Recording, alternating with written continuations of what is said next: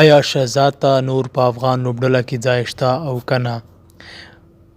محمد شهزاد محمدي له کلونو راهیسې د افغان ملي لوبډلې مهم لوبغاړی پاتې شوی. تر نورو یې ډېر منډې کړي او د لوبډلې د بریاو په برخه کې مهم رول لوبولی، خو اوس یې هم خوند او رنګ نه دی پاتې.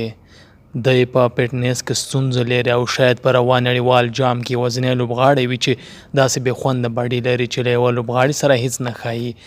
که څه هم کرکټ بورډ له نوموړي سره ډېرې خوارۍ وکړې، خو شهزاد نه خپله خېټه اوبه کړه او نه یې ځان په سم ډول د وکټ ساتنې او توپوهنې لپاره جوړ کړ.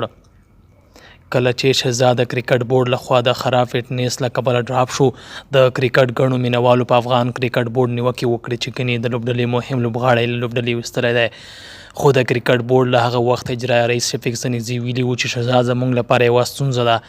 په توپوهنه کې 13 منډې وکړي، خو بیرته په وکټ ساتنه کې 25 یا 13 منډې ورکوي او همداسې سیټمونه او کیچونه هم ترې خطا کېږي. خو شهزاد بیرته لوبډلې ته راغی او اوس هم همغه ستونزه لري.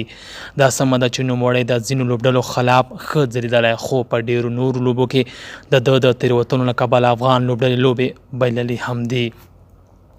د جنوبي افریقا د کرکټ لوبډلې اوسنی کپتان ډیویس د هاشمي املا د سلمي ټیسټ لوبې په اړه ویلي و چې دا به د جنوبي افریقا وروستی لوبغاړی وي چې 100 ټیسټ لوبې پوره کوي. خو دا چې نړیوال کرکټ په ورځ بدلیږي، په کار ده چې هر وخت نوي لوبغاړي بدل کړي. شهزاد 2 انتخاب لري: باید ځان فیټ کړي او د لوبو لپاره د نورو لوبغاړو په څیر ځان جوړ کړي، داسې چې هم یې وکټ ساتنه ښه شي او هم یې توپ وهنه ښه وي، یا باید له لوبډلې کېنول شي او نور ځوان لوبغاړي پر ځای رامخکې شي. په ځوانو لوبغاړو کې درویش رسولي، رحمان الله ګربز، اکرم علي خیل او په کورني کرکټ څو نورو هغه لوبغاړي ګڼل کېږي چې د شهزاد د بدیل په توګه د ده ځای نیولی شي او کار ورسره وشي، تر شهزاد به هم مؤثر ثابت شي. ګران ملګرو، که زموږ دغه ویډیو او یا نور معلومات مو خوښ شوي وي، نو په مهربانۍ سره زموږ چینل او ویډیو لایک او شیر کړئ. خوشحاله اوسئ.